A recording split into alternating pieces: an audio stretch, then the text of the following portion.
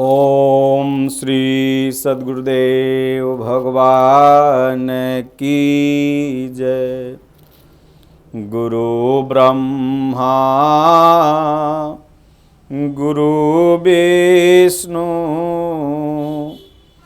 गुरुदेवो महेश्वरः। गुरु साक्षात् परं ब्रह्म तस्मै श्री गुरुवे नमः। अखण्डमण्डलाकारं व्याप्तं येन चराचरं तत्पदं दर्शितं येन तस्मै श्री गुरुवे नमः। जयनाथ हित हम परने हूँ तो करी कृपा मोहि बर दे हूँ।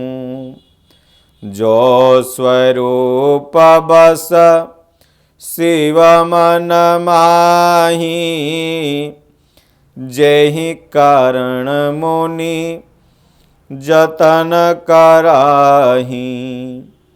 सो स्वरूप दे खहूँ भरी लोचन कृपा करहूँ प्रण तारति मोचन। श्री राम जय राम श्री राम जय जय राम। जहि विधि होहि नाथ हित मोरा करहूँ सो बेगी दास मैं तोरा। ओम जय सिया राम जय सिया राम। सो सुख करम धर्म जरि जाऊ जहान राम पद पंकज भाऊ। जोग कुजोग ज्ञान अज्ञानु जहान राम प्रेम परधानु। अब प्रभु कृपा करहूँ यही भांति सब तजी भजन करहूँ दिन राति। कबीरा वो नर अंध हैं गुरु को कहते और हरि रूठे गुरु ठौर हैं। गुरु रूठे नहीं ठौर गुरु राखहीं जो कोप विधाता। गुरु विरोध नहीं को जग त्राता। गुरु के बचन प्रतीत न जेहि सपने हूँ सुगमन सुख सिद्धि तेहि। बोलो जय सिया राम जय सिया राम। बोलो जय गुरुदेवम जय गुरुदेव। कबीरा मन निर्मल भया जैसे गंगा नीर पाछे लागे हरि फिरे कहत कबीर कबीर। यह तन विष की बेलरी। गुरु अमृत की खान, शीस दिए जो गुरु मिले, तो भी सस्ता जान। रही मन धागा प्रेम का, मत तोड़ो चटकाय। टूटे से फिर ना जुड़े, जुड़े गांठ पड़ जाए। सभी नशे संसार के, उतरी जात पर भात। अनाम खुमारी नानका, चढ़ी रहे दिन रात। कबीर गर्वन कीजिए, काल गहे हैं केस। ना जाने कब मारी हैं, क्या घर क्या परदेस। सुख में सुमिरन ना किया, दुख में किया तू याद। कह कबीर वादास की, कौन सुने फरियाद। दुख में सुमिरन सब करे, सुख में करे न कोय। जो सुख में सुमिरन करे, तो दुखवा काहे होय। बोलिए श्री सद्गुरुदेव भगवान की जय। श्री रामचरितमानस सुंदरकांड हिंदी टीका गोस्वामी तुलसीदास जी आगे लिखते हुए सुंदरकांड में कहते हैं कि जब हनुमान जी ने विभीषण जी के महल पर भगवान के नाम धनुष बाण के चिन्ह को देखा, तो उन्होंने विचार किया कि लंका तो राक्षसों के समूह का निवास स्थान है, यहाँ पर सज्जन अर्थात साधु पुरुष का निवास कहाँ। हनुमान जी मन में इस प्रकार तर्क करने लगे। उसी समय विभीषण जी जाग गए। उन्होंने अर्थात विभीषण ने राम नाम का उच्चारण किया। जो भक्त होते हैं वह सुबह में जब उठते हैं तो भगवान का नाम राम नाम का उच्चारण करके उठते हैं, और जब सोते हैं तो भी राम का नाम लेके सोते हैं। और जो राक्षस होते हैं वह सुबह में उठते हैं तो गाली पढ़ते हैं, और सोते भी हैं तो गाली ही पढ़ के सोते हैं, तो वो निश्चर हैं। इसलिए विभीषण जी भक्त थे। जब आँख उनका सुबह में खुला तो राम नाम का स्मरण किया। हनुमान जी ने सोचा, अरे वाह रे प्रभु, आपकी महिमा, आपके भक्त यहाँ लंका में भी हैं, हमने तो सोचा नहीं था। हनुमान जी ने उन्हें सज्जन जाना और हर्षित हुए। हनुमान जी ने विचार किया कि इनसे हट करके अर्थात अपनी ओर से परिचय करूँगा, क्योंकि साधु से कार्य की हानि नहीं होती, अत्युत लाभ ही होता है। ब्राह्मण का रूप धरकर हनुमान जी ने उन्हें वचन सुनाए अर्थात पुकारा।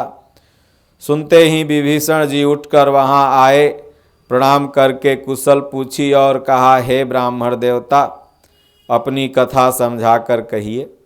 क्या आप हरिभक्तों में से कोई हैं? क्योंकि आपको देखकर मेरे हृदय में अत्यंत प्रेम उमड़ रहा है। अथवा क्या आप दीनों से प्रेम करने वाले स्वयं प्रभु श्री राम जी ही तो नहीं हैं, जो मुझे बड़भागी बनाने के लिए अर्थात घर बैठे दर्शन देकर कृतार्थ करने आए हैं।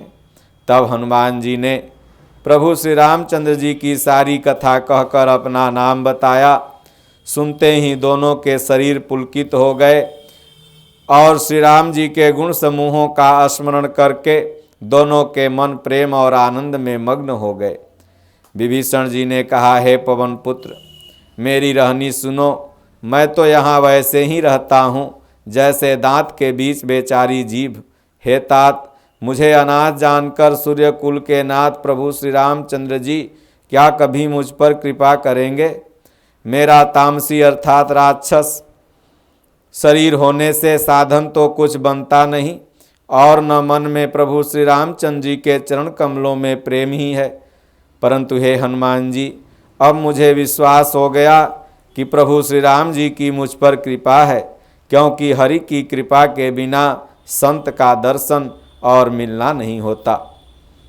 जब श्री रघुवीर जी कृपा करते हैं तभी तो आपने मुझे हट करके अपनी ओर से दर्शन दिया। हनुमान जी ने कहा, हे विभीषण जी सुनिए, प्रभु की यही रीति है कि वे सेवक पर सदा ही प्रेम करते हैं। भला कहिए मैं कौन सा बहुत बड़ा कुलीन हूँ? अरे जाति का चंचल बानर ही तो हूँ और सब प्रकार से नीच हूँ। प्रातः काल में हम लोग अर्थात बंदरों का कोई नाम ले लेता है तो दिन भर उसे भोजन नहीं मिलता। हे सखा सुनिए, मैं ऐसा अधम हूँ, पर श्री रामचंद्र जी ने तो मुझ पर भी कृपा की है। भगवान गुणों का स्मरण करके ही भक्त को अपनी शरण में लेते हैं। वो भक्त के अवगुण को नहीं देखते। भगवान के गुणों को बखान कर हनुमान जी दोनों नेत्रों में प्रेमाश्रुओं का जल भर आया। जो जानते हुए भी ऐसे स्वामी अर्थात श्री रघुनाथ जी को भुलाकर विषयों के पीछे भटकते फिरते हैं, वे दुखी क्यों न हों। इस प्रकार प्रभु श्री राम जी के गुण समूहों को कहते हुए उन्होंने अनिवर्चनीय अर्थात परम शांति प्राप्त की। फिर विभीषण जी ने श्री जानकी जी जिस प्रकार वहाँ अर्थात लंका में रहती थी वह सब कथा कही। तब श्री हनुमान जी ने कहा, हे भाई सुनो, मैं जानकी माता को देखना चाहता हूँ। विभीषण जी ने माता के दर्शन की सब युक्तियाँ अर्थात उपाय कह सुनाई। तब हनुमान जी विदा लेकर फिर वहीं अर्थात पहले का मशक सरीखा रूप धारण कर वहाँ गए जहाँ अशोक वन में सीता जी रहती थी। सीता जी को देखकर हनुमान जी ने उन्हें मन ही मन प्रणाम किया। उन्हें बैठे ही बैठे रात्रि के चारों पहर बीत जाते हैं। शरीर दुबला हो गया, सिर पर जटाओं की एक बेड़ी अर्थात लट है। हृदय में श्री रघुनाथ जी के गुण समूहों का जाप अर्थात स्मरण करती रहती हैं। श्री जानकी जी के नेत्रों को अपने चरणों में लगाए हुए अर्थात नीचे की ओर देख रही हैं और मन श्री राम जी के चरण कमलों में लीन है। जानकी जी को दीन अर्थात दुखी देखकर पवन पुत्र भी बहुत दुखी हुए। हनुमान जी वृक्ष के पत्तों में छिपे रहे और विचार करने लगे, हे भाई क्या करूं, इनका दुख कैसे दूर करूं। उसी समय बहुत सी स्त्रियों के साथ एक सज धज कर वहां रावण पहुंचा। उस दुष्ट ने माता सीता को बहुत प्रकार से समझाया, साम दान भय और भेद दिखलाया। रावण ने कहा, हे सुमुखी, हे सयानी सुनो, मंदोदरी आदि रानी सब तुम्हारी सेवा करेंगी, दासी बनेंगी, यह मेरा प्रण है। एक बार तुम मेरी ओर देखो तो सही। अपने परम स्नेही कौशलाधीश श्री रामचंद्र जी का स्मरण करके जानकी जी तिनके की आड़ अर्थात पर्दा करके कहने लगी, हे दसमुख सुन, जुगनू के प्रकाश से कभी कमिलनी खिल सकती है। माता जानकी फिर कहती हैं, तू अपने लिए भी ऐसा ही मन में समझ ले रे दुष्ट, तुझे श्री रघुवीर के बाण की अभी खबर नहीं है। रे पापी, तू मुझे सुने में हर लाया। रे अधम निर्लज, तुझे लज्जा नहीं आती।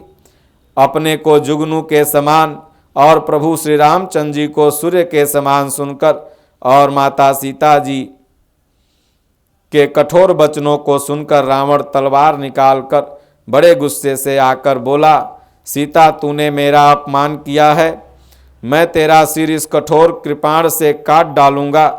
नहीं तो अब भी जल्दी मेरी बात मान ले हे सुमुखी, नहीं तो जीवन से हाथ धोना पड़ेगा।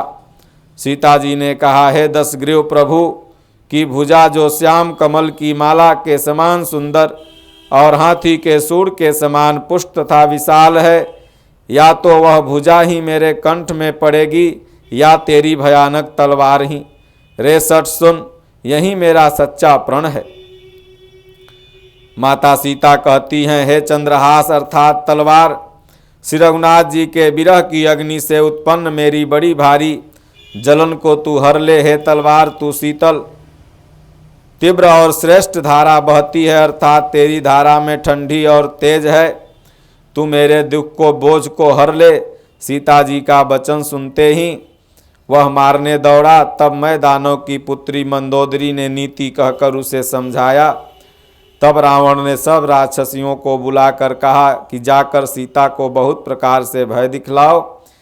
यदि महीने भर में वह कहा नहीं मानेगी तो इसे तलवार निकाल कर मार डालूंगा।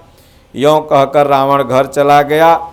यहीं राक्षसियों के समूह बहुत से बुरे रूप धारण कर सीता जी को भय दिखलाने लगे। उनमें एक त्रिजटा नाम की राक्षसी थी। उसकी श्री रामचंद्र जी के चरणों में बहुत ही प्रीति थी और वह विवेक अर्थात ज्ञान में निपुण थी। उसने सबों को बुलाकर अपना स्वप्न सुनाया और कहा, माता सीता जी की सेवा करके अपना कल्याण कर लो। स्वप्न में मैंने देखा है कि बंदर ने लंका जला दी, राक्षसों की सारी सेना मार डाली।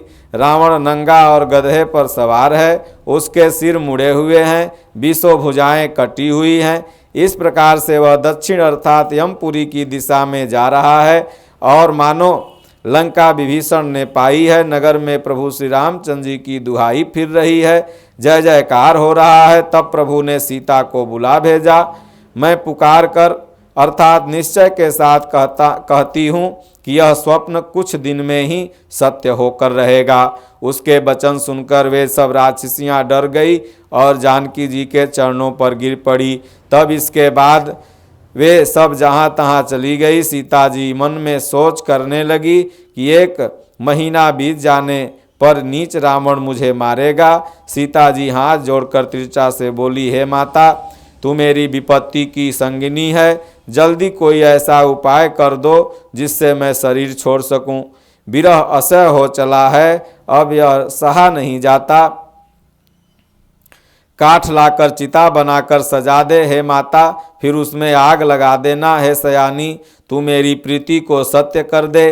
रावण की सूल के समान दुख देने वाली बाणों जैसी वाणी को कौन सुने। सीता जी के वचन सुनकर त्रिजटा ने चरण पकड़कर उन्हें समझाया और कहा, प्रभु का प्रताप बल और सुयश सुनाया। उसने कहा, हे सुकुमारी सुनो, रात्रि के समय आग नहीं मिलेगी। ऐसा कहकर वह अपने घर चली गई। सीता जी मन ही मन कहने लगी, क्या करूं, विधाता ही विपरीत हो गया, न आग मिलेगी न पीड़ा मिटेगी। आकाश में अंगार प्रकट दिखाई दे रहे हैं पर पृथ्वी पर एक भी तारा नहीं गिरता। चंद्रमा अग्निमय है किंतु वह भी मानो मुझे हतभागिनी जानकर आग नहीं बरसाता। हे अशोक वृक्ष, तू मेरी विनती सुन, मेरा शोक हर ले और अपना अशोक नाम सत्य कर। तेरे नए नए कोमल पत्ने अग्नि के समान हैं। अग्निदेव विरह रोग का अंत मत कर, अर्थात विरह रोगों को बढ़ाकर सीमा तक न पहुँचा। सीता जी को विरह से परम व्याकुल देखकर वह क्षण हनुमान जी को कल्प के समान बीता। तब हनुमान जी ने हृदय में विचार कर सीता जी के सामने अंगूठी डाल दी, मानो अशोक के अंगार दे दिए। यह समझकर सीता जी ने हर्षित होकर उठाकर उसे हाथ में ले लिया। तब उन्होंने राम नाम से अंकित अत्यंत सुंदर एवं मनोहर अंगूठी देखी। अंगूठी को पहचान कर सीता जी आश्चर्यचकित होकर उसे देखने लगी और हर्ष तथा विषाद के साथ अकुला उठी। वे सोचने लगी, श्री रघुनाथ जी तो सर्वथा अजेय हैं, उन्हें कौन जीत सकता है और माया से ऐसी अंगूठी बनाई नहीं जा सकती। सीता जी मन में अनेक प्रकार के विचार कर रही थी कि उसी समय हनुमान जी मधुर वाणी में बोले। वे श्री रामचंद्र जी के गुणों का वर्णन करने लगे, जिनको सुनते ही माता सीता जी का सारा दुख भाग गया। वे कान और मन लगाकर उन्हें सुनने लगी। हनुमान जी ने आदि से लेकर अंत तक सारी कथा सुनाई। सीता जी बोली, जिसने कानों के लिए अमृत रूप यह सुंदर कथा कही है, भाई वह प्रकट क्यों नहीं होता। तब हनुमान जी पास चले आए। उन्हें देखकर सीता जी फिर मुख फेर कर बैठ गई। उनके मन में आश्चर्य हुआ। हनुमान जी ने कहा, हे माता जानकी, मैं श्री राम जी का दूत करुणा निधान की सच्ची शपथ कहता हूँ, हे माता यह अंगूठी मैं लाया हूँ। प्रभु श्री राम जी ने मुझे आपके लिए यह सहदानी अर्थात निशानी पहचान रूप में दी है। सीता जी ने पूछा, नर और बानर का संग कहो कैसे हुआ? तब हनुमान जी ने सारी कथा कही। हनुमान जी के प्रेम युक्त वचन सुनकर सीता जी के मन में विश्वास उत्पन्न हो गया। उन्होंने जान लिया कि यह मन वचन कर्म से कृपा सागर प्रभु श्री रामचंद्र जी का दास है। भगवान का जन अर्थात सेवक जानकर अत्यंत गाढ़ी प्रीति हो गई। नेत्रों में प्रेमाश्रुओं का जल भर आया और शरीर अत्यंत पुलकित हो गया। माता जानकी ने कहा, हे तात, हे हनुमान, विरह सागर में डूबती हुई मुझको तुम जहाज रूप में मिल गए। मैं बलिहारी जाती हूँ। अब छोटे भाई लक्ष्मण सहित खर के शत्रु सुखदाम प्रभु का कुशल मंगल कहो। श्री रघुनाथ जी तो कोमल हृदय और कृपालु हैं, फिर भी हे हनुमान, उन्होंने किस कारण से यह निष्ठुरता धारण कर ली? सेवकों को सुख देना उनकी स्वाभाविक बान है। वे श्री रघुनाथ जी क्या कभी मेरी भी याद करते हैं? हे तात, क्या कभी उनके कोमल सांवले अंगों को देखकर मेरे नेत्र शीतल होंगे? मुंह से वचन नहीं निकलता, नेत्रों में विरह के आंसुओं का जल भर आया। बड़े दुख से वह बोली, हाय नाथ, आपने मुझे बिल्कुल ही भुला दिया। माता सीता को विरह से परम व्याकुल देखकर हनुमान जी कोमल और विनीत वचन बोले, हे माता, सुंदर कृपा के धाम प्रभु भाई लक्ष्मण सहित शरीर से कुशल हैं, परंतु आपके दुख से दुखी हैं। हे माता, मन में ग्लानि न मानिए, अर्थात मन छोटा करके दुख में न रहिए। श्री रामचंद्र जी के हृदय में आपसे दूना प्रेम है। हे माता, आप धीरज धरकर श्री रघुनाथ जी का संदेश सुनिए। ऐसा कहकर हनुमान जी प्रेम से गदगद हो गए। उनके नेत्रों में प्रेमाश्रुओं का जल भर आया। हनुमान जी बोले, प्रभु श्री रामचंद्र जी ने कहा है कि हे सीते, तुम्हारे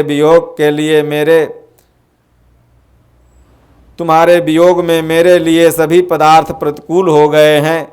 वृक्षों के नए नए कोमल पत्ते मानो अग्नि के समान, रात्रि काल रात्रि के समान, चंद्रमा सूर्य के समान प्रतीत होता है और कमलों के वन भालों के वन के समान हो गए हैं। मेघ मानो खौलता हुआ तेल बरसा रहा है। जो हित करने वाले थे वे ही अब पीड़ा देने लगे हैं। त्रिविध अर्थात शीतल मंद सुगंध वायु सांप के श्वास के समान जहरीली और गर्म हो गई है।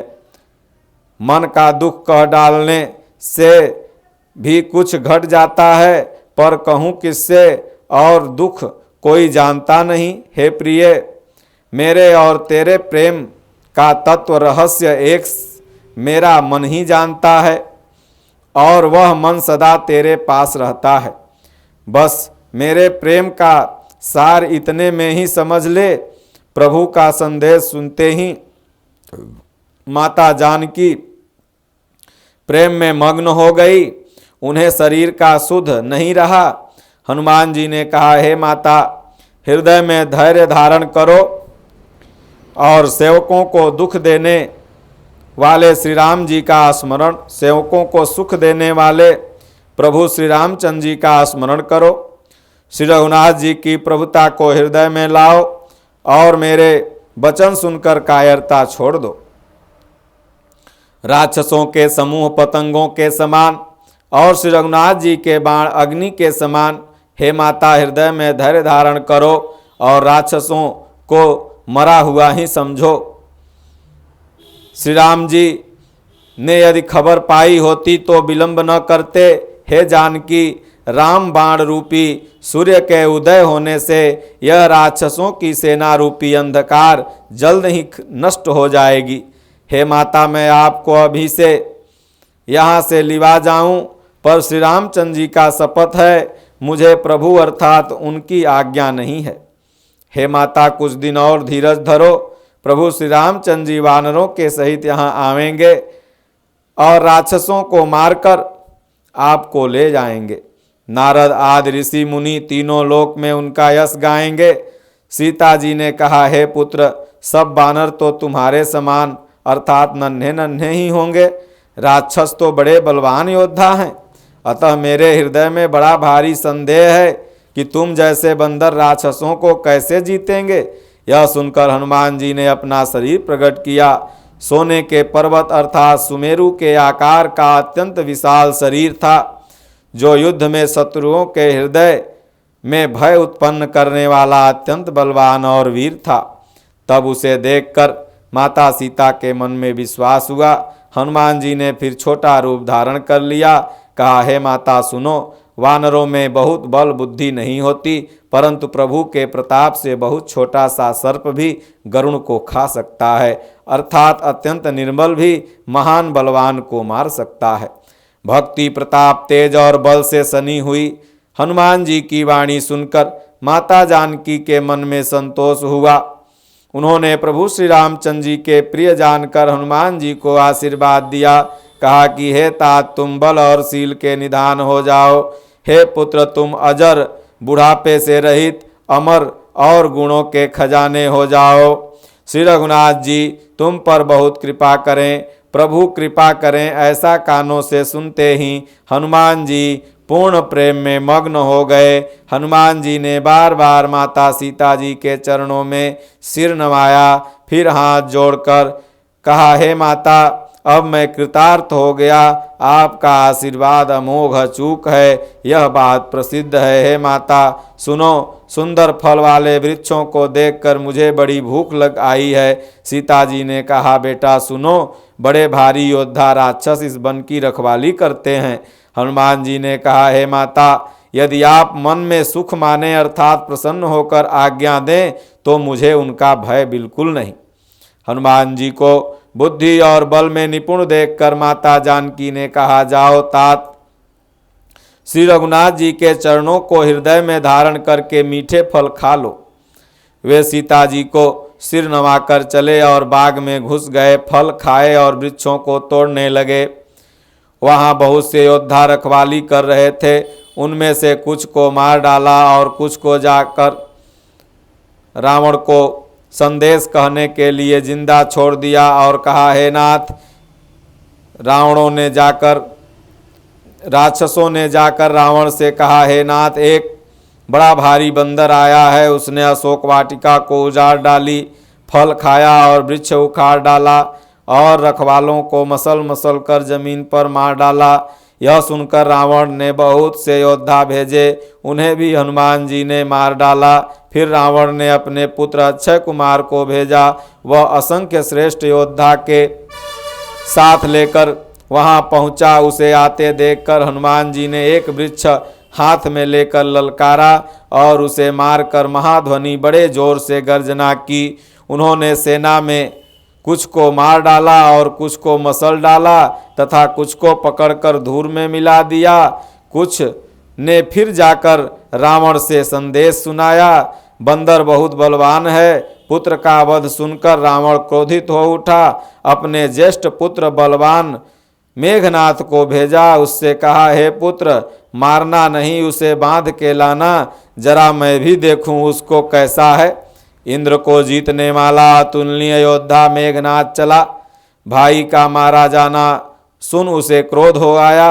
हनुमान जी ने देखा कि अब की भयानक योद्धा आया है, तब वे कटकटा कर गरजे और दौड़े। उन्होंने बहुत प्रकार से वृक्ष उखाड़ लिया। उसके प्रहार से लंकेश्वर रावण के पुत्र मेघनाथ को बिना रथ के कर दिया, अर्थात उसका रथ तोड़कर उसे जमीन पर पटक दिया। उसके साथ बड़े बड़े योद्धा थे, उसे पकड़ के हनुमान जी शरीर में अपने मसलने लगे। उन सबको मारकर फिर मेघनाथ से लड़ने लगे। लड़ते हुए वे ऐसे मालूम होते हैं मानो दो गजराज अर्थात श्रेष्ठ हाथी लड़ रहे हों। हनुमान जी उसे एक घूंसा मारकर वृक्ष पर जा चढ़े। उसको क्षण भर के लिए मूर्छा आ गई।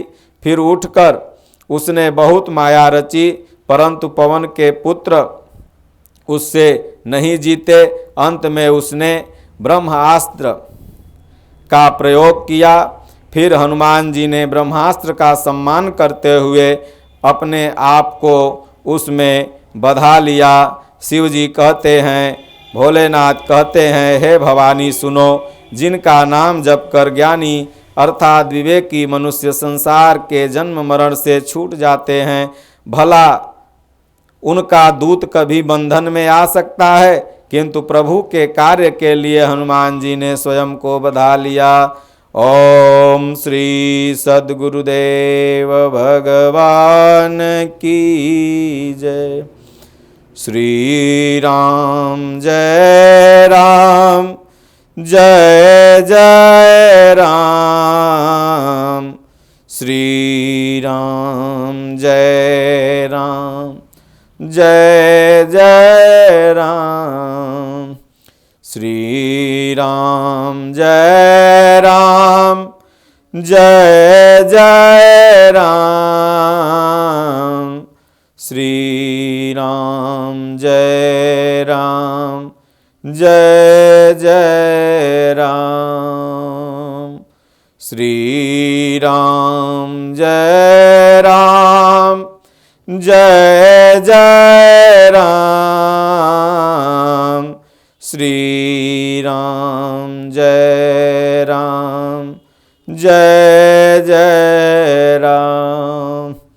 राम नाम के जाप से सकल पाप कटी जाई। जैसे रवि के उदय से अंधकार मिटी जाई। श्री राम जय राम जय जय राम। श्री राम जय राम जय जय राम। सो मेरी पवन सुत पावन नामु अपने बस करी राखे हूँ राम। बोलिए श्री सद्गुरुदेव भगवान की जय। हरि ओम। शांति शांति शांति।